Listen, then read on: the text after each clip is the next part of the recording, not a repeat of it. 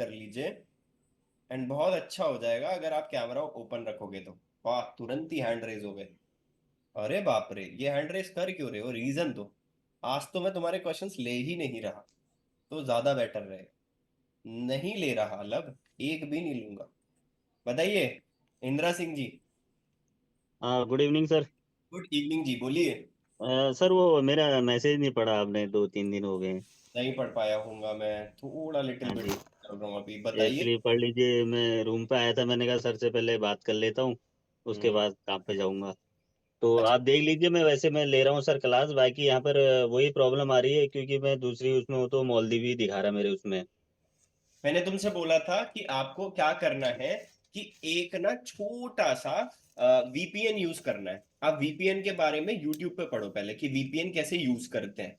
उसमें आपकी location change हो जाएगी, आपकी लोकेशन इंडिया आ जाएगी। ठीक है। वीपीएन किसमें चेंज करना है सर वो?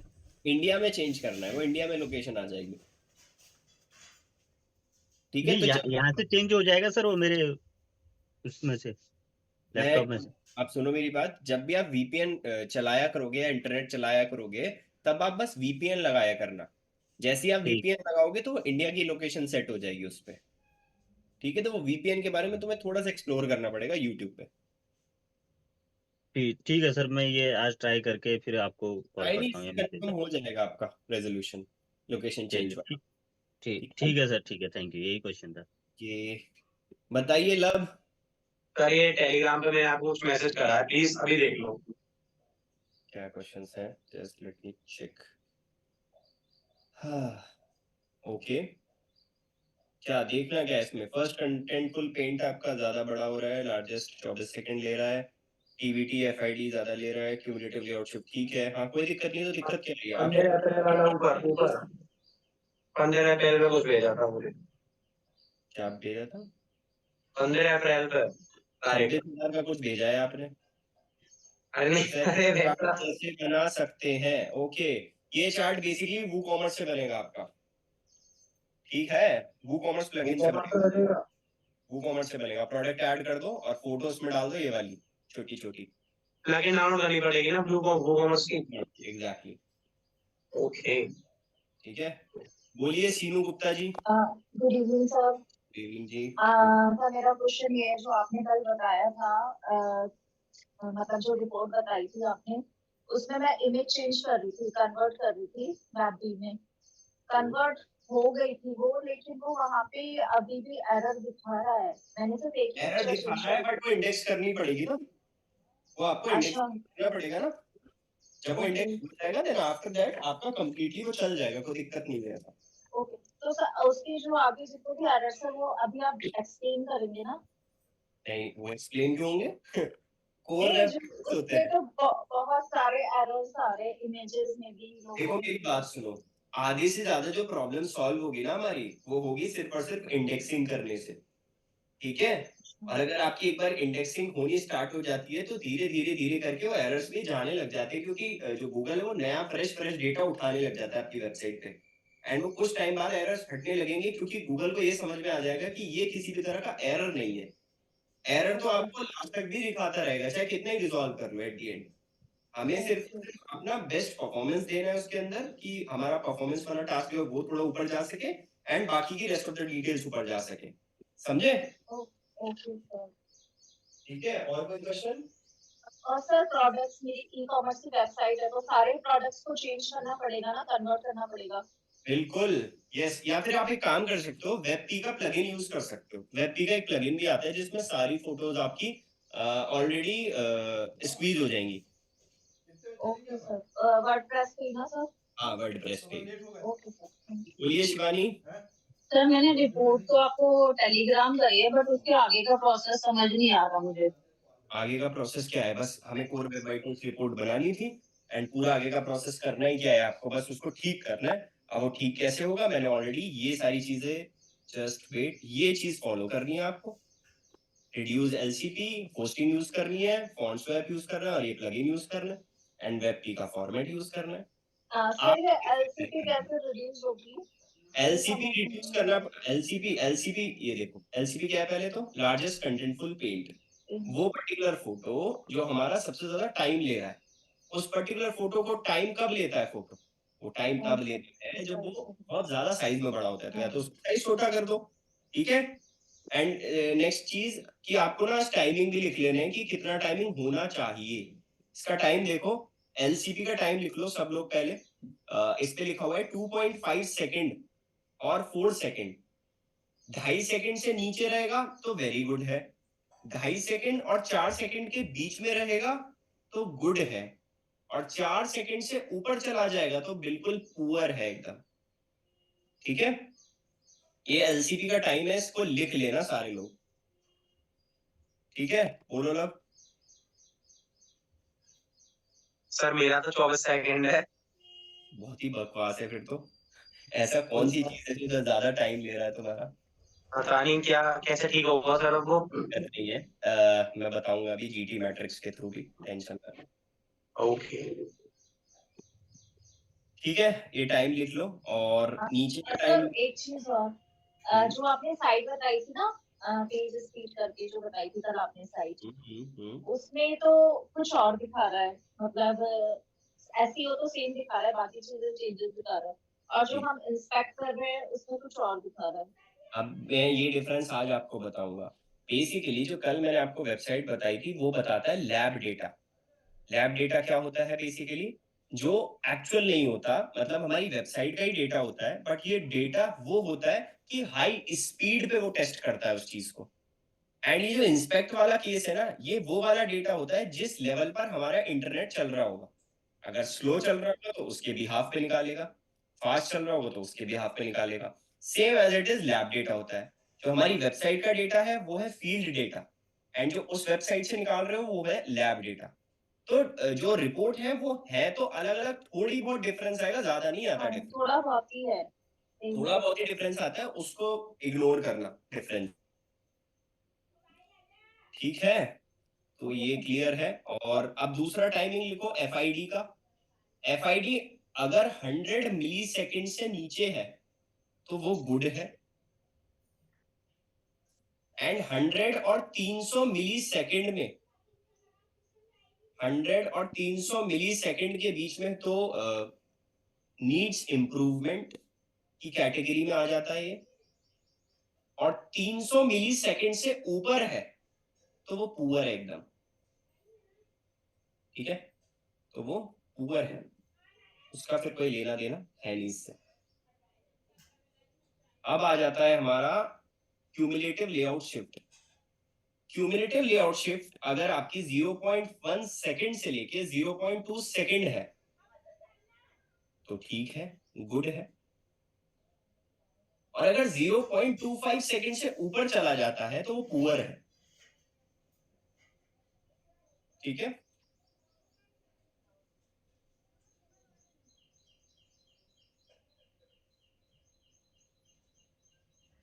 आई होप कि सबको क्लियर है क्वेश्चन।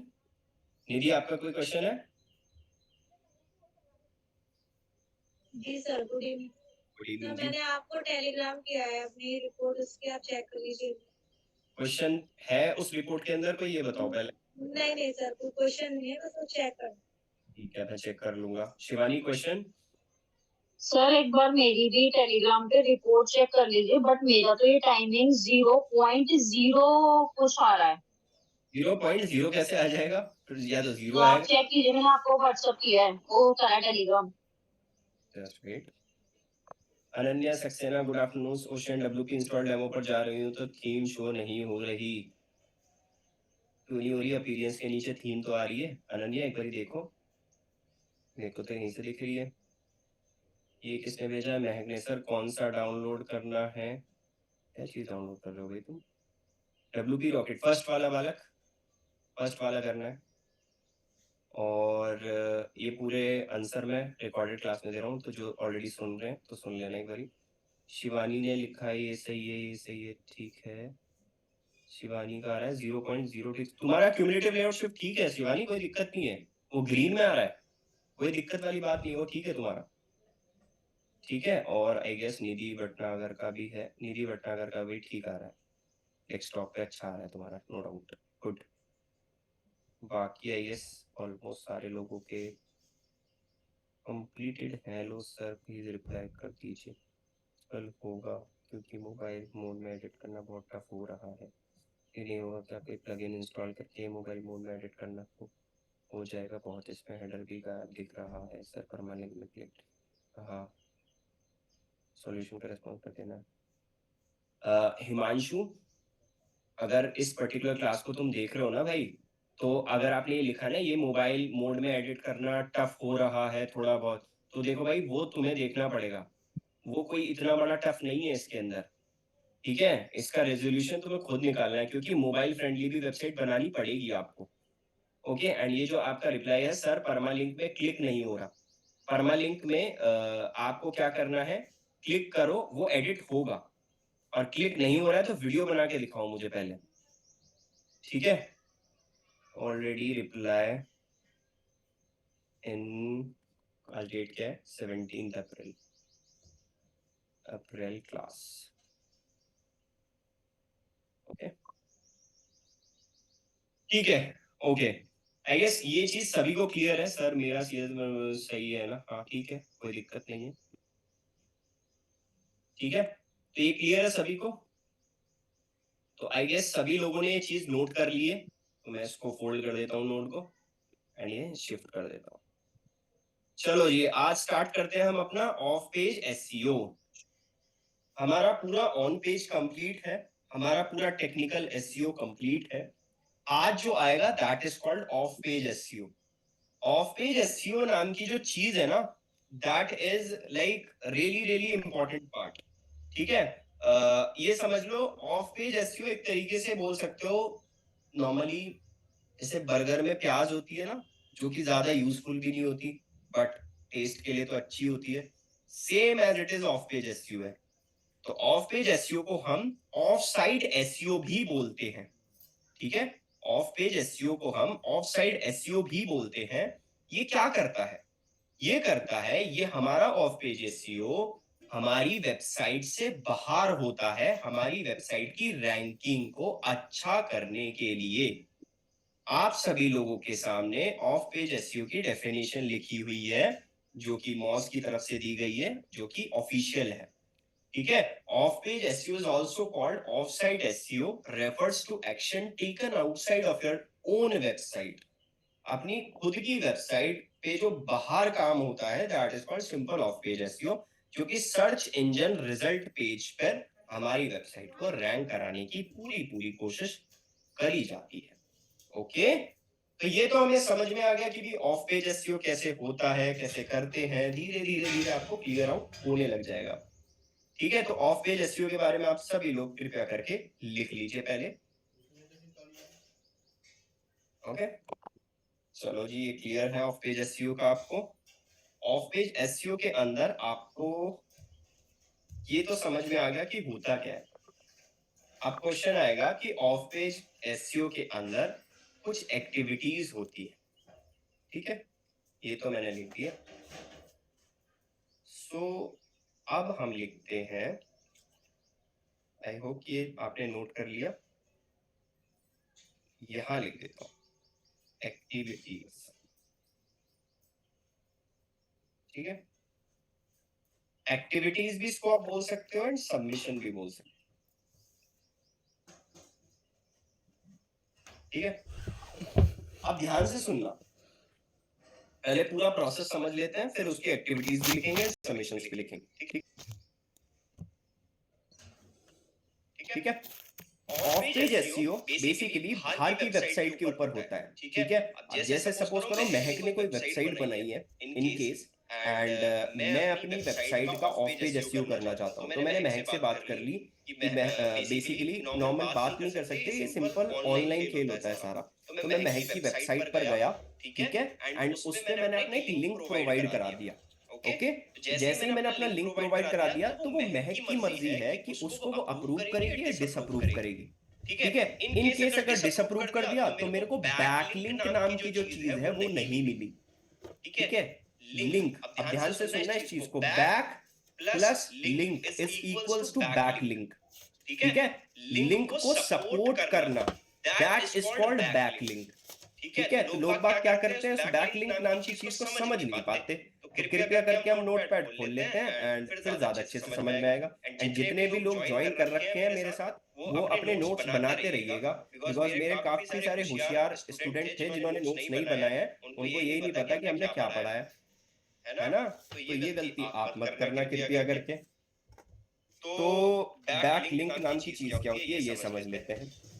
बैक प्लस लिंक, इससे समझ में आ गया होगा। लिंक के पीछे जो सपोर्ट है that is called back link. अब सपोर्ट कौन कर रहा है? सपोर्ट कर रही है महक की वेबसाइट। यहाँ पर अगर महक ने मुझे अप्रूव कर दिया, दैट मींस कि मुझ पे कुछ ना कुछ तो ट्रैफिक आएगा, ठीक है। तो that is called back link. मतलब एग्जांपल के तौर पे एक और समझ लेते हैं। एक वेबसाइट है विकिपीडिया, सबने सुनी है बहुत अच्छे से, ठीक है। विकिपीडिया मैंने सर्च करा इंडिया की, ये जी सर्च हो गई विकिपीडिया की वेबसाइट, ठीक है। अब जो बैकलिंक है, ठीक है, बैकलिंक जो है वो दो तरह के होते हैं, ठीक है। बैकलिंक जो है वो दो तरह के होते हैं। यहाँ पे लिख देता हूँ तो ज्यादा अच्छे से समझ में आएगा। बैकलिंक जो है वो दो तरह के होते हैं। कौन कौन से? एक होता है हमारा डू फॉलो, एक होता है हमारा नो फॉलो, ठीक है। ये दो बैकलिंक्स होते हैं। होते क्या हैं, करते क्या हैं, सब समझेंगे। इसको भी काट देते हैं, ठीक है। तो भाई लोग, do follow backlinks, no follow backlinks बातों से ही समझ में आ रही है, ठीक है। एंड मुझे बहुत अच्छे से पता है, काफी सारे लोगों को पता है यहाँ पे, एंड काफी सारे लोगों को नहीं पता है। जिनको पता है ये वो लोग हैं जो नोट्स नहीं बनाते, ठीक है। एंड ये नोट्स बनाते रहेंगे तो ये फायदे में रहेंगे, अदरवाइज कोई मतलब नहीं है इनको करने का। आज ये क्लास ले रहे हैं, 10 दिन बाद फिर भूल जाएंगे, तो फिर कोई मतलब नहीं है इनका, ठीक है। देखता हूँ कितने लोग याद रखते हैं, है ना। और बहुत अच्छे से पता है, ये जो हंस रहे हैं ना, इन सभी लोगों को मैं टारगेट कर रहा हूँ आज क्लासेस के अंदर, ठीक है। So basically of page SEO जो होता है, बेसिकली आपको पता है कि ऑफ साइड एसईओ होता है, हमारी वेबसाइट के बाहर होता है, ठीक है। अब इसके अंदर एक लिंक लगता है जिसको हम बैकलिंक भी बोलते हैं। बैकलिंक होता क्या है? एक simple supportive system of link. Back plus link is equal to backlink. अब बैकलिंक दो तरीके के होते हैं, एक होता है डू फॉलो बैकलिंक, एक होता है नो फॉलो बैकलिंक, ठीक है। अब एक छोटा सा तरीके से समझते हैं, ध्यान से सुनिए। ये देखो, ये सारे के सारे लिंक लगे हुए हैं। एक चीज देखना ध्यान से, the Sangam literature of the Tamil language. But ये देखो, अब किसी को मान लो, सपोज करो किसी को नहीं समझ में आ रहा है तमिल लैंग्वेज क्या है, इस पे इसने क्लिक करा, ये इसी वेबसाइट के अंदर चला गया, ब्लॉग के अंदर ब्लॉग बना हुआ है, ठीक है। अब मान लो किसी को आंध्र प्रदेश के बारे में नहीं पता, तो उसने आंध्र प्रदेश पे क्लिक कर दिया, अब ये आंध्र प्रदेश के बारे में पढ़ने लग गया पूरा। तो इसको बोलते हैं हम इंटरनल लिंकिंग, ठीक है। इसको क्या बोलते हैं? Internal linking. एंड ये जो ब्लू कलर में हाईलाइटेड है, इसको हम हाइपर लिंक भी बोलते हैं, ठीक है। ब्लू कलर का highlighted area that is called hyper link. और क्या बोलते हैं? Internal linking. अगर वेबसाइट के अंदर ही पेज खुल रहा है, that is called internal linking. ध्यान से इस चीज को अपनी भाषा में लिख लेना। इंटरनल लिंकिंग क्या है? किसी भी ब्लू कलर के हाईलाइटेड पॉइंट पर अगर आप क्लिक करोगे और उसी के अंदर कोई ब्लॉग पे क्लिक करके अंदर ही जा रहा है बंदा उसी वेबसाइट के अंदर, दैट मींस कि कहीं ना कहीं वो पेज एग्जिस्ट करता है उस वेबसाइट पे। एग्जाम्पल के तौर पे अब सफलता पे चले जाते हैं तो ज्यादा अच्छे से समझ में आ जाएगा। सफलता पे गए, नीचे देखा कहीं ब्लू कलर का हाईलाइटेड है, नहीं दिख रहा मुझे ब्लू कलर का हाईलाइटेड कुछ भी। देख लेते हैं, सफलता पे कहीं ब्लॉग दिख रहा है? ये देखो ब्लॉग लिखे हुए हैं सफलता पे, देखते हैं ब्लू कलर में कुछ हाईलाइटेड है हमारे पास। नहीं, आई गेस इन्होंने ब्लू कलर का हाईलाइटेड यूज नहीं करा कुछ भी। चलो कोई नहीं, लेट्स वेट और देखते हैं, क्या पता और कहीं लिखा हो। सर्च इंजन लैंड पे देख लेते हैं, सारी वेबसाइट्स पे देखेंगे। ध्यान से समझनी है इस चीज को, क्योंकि सबमिशंस तो आप इजीली तरीके से कर लोगे, गूगल बेसिकली इंटरव्यू में जो पूछा जाता है वो मैटर करता है। ये देखो, समझ गए? देख रहे हो, search console user and permission management. Definitely search engine land की जो वेबसाइट है उसने इसके ऊपर लिखा हुआ है कुछ ना कुछ, तभी उसने क्या कर दिया, लिंक कर लिया ब्लॉग को एक साथ। ठीक है सर, मेरे ब्लॉग पर लगा है, वेरी गुड। अरे बाप रे भाई, क्लास वापस से मुझे ज्वाइन करनी पड़ेगी गाइस, 2 मिनट वेट करो, कुछ दिक्कत हो गई इसमें।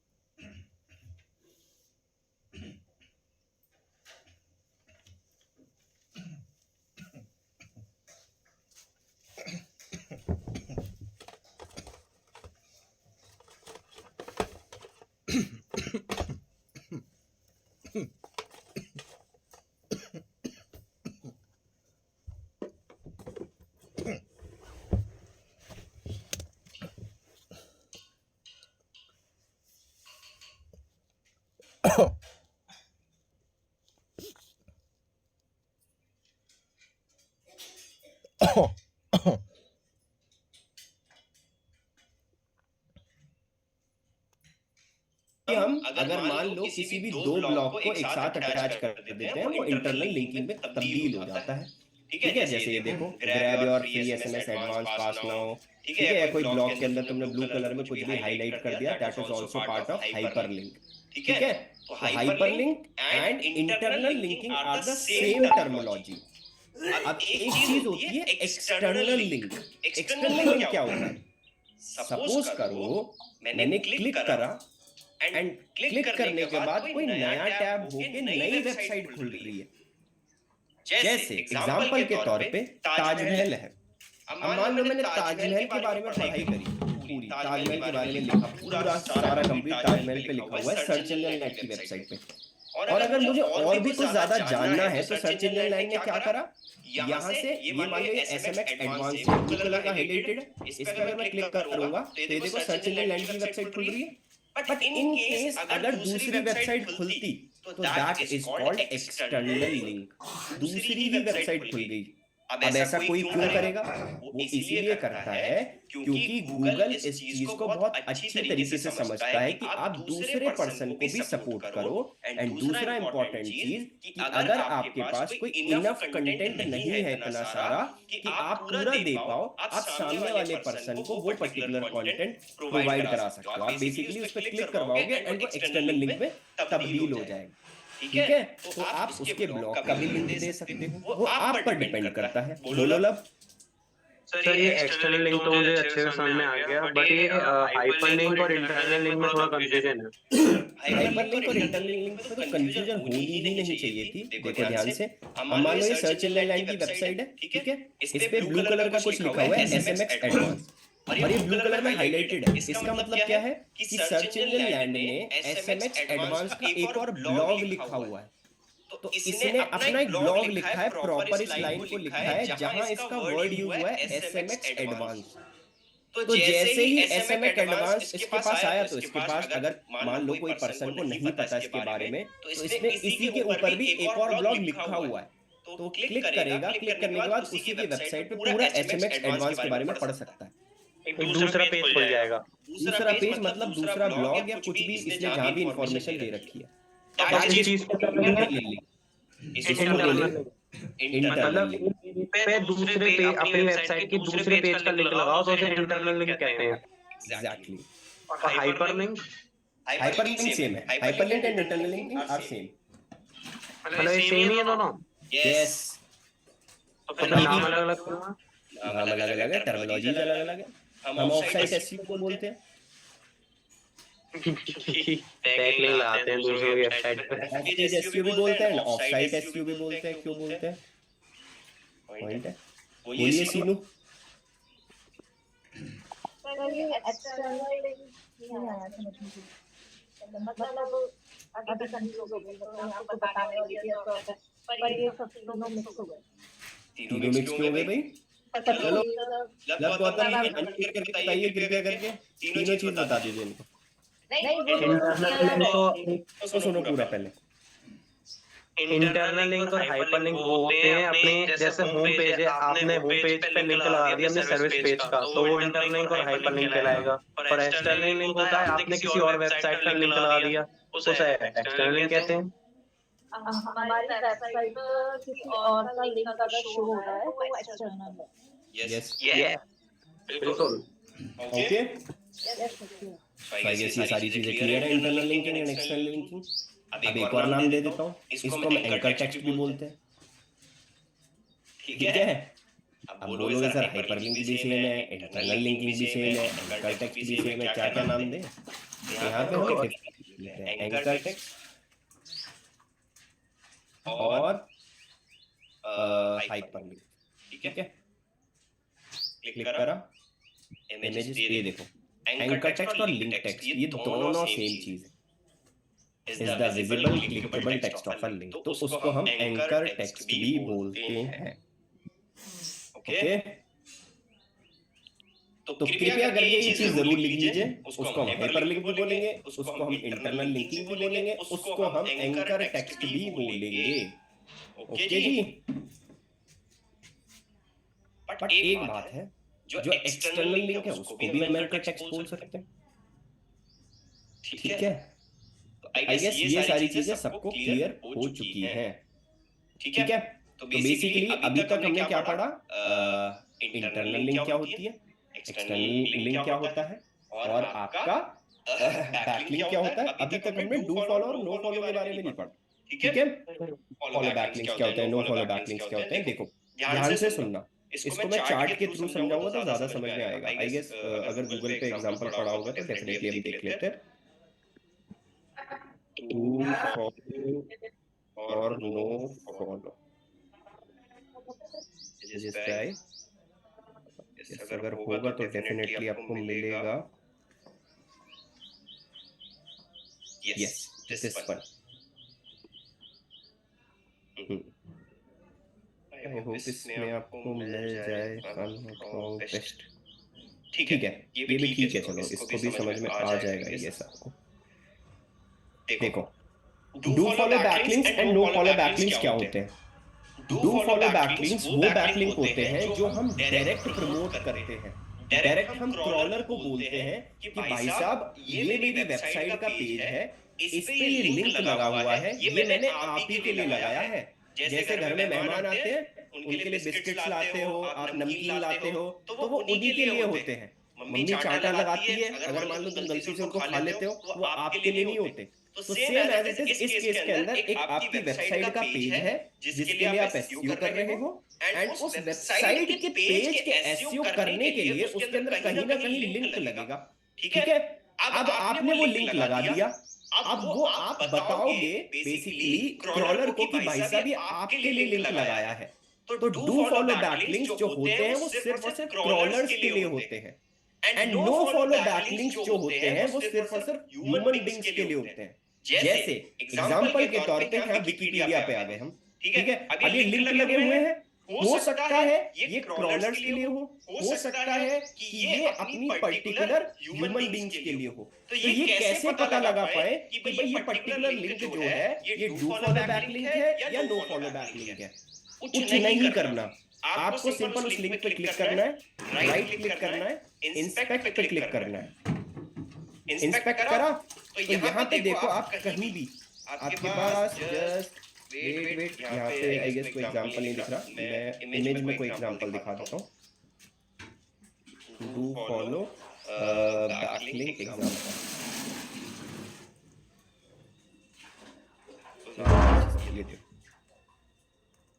ये देखो ये दिख रहा है। देखो यहाँ पे लिखा होता है नो फॉलो, जैसे इसमें नो फॉलो लिखा हुआ है same as it is do follow भी लिखा होता है। यहाँ पे अभी इसने ऑलरेडी जस्ट वेट, क्या नाम है इसका, विकिपीडिया है ना, विकिपीडिया खोलते हैं तो ये जो लिंक है जिसके अंदर डू फॉलो नहीं आ रहा है, दैट मींस कि पर्टिकुलर सारे के सारे जो लिंक है वो सिर्फ और सिर्फ ह्यूमन बीइंग्स के लिए है, मतलब हम सब लोगों के लिए। ये इसने क्रॉलर के लिए नहीं बनाए हुए कि भाई क्रॉलर भाई साहब आप पढ़ लो इसको, नहीं, ये हमारे लिए है। अब इसको चेक कैसे करा जाता है, राइट क्लिक करना है लिंक पे, इंस्पेक्ट पे क्लिक करना है, ठीक है।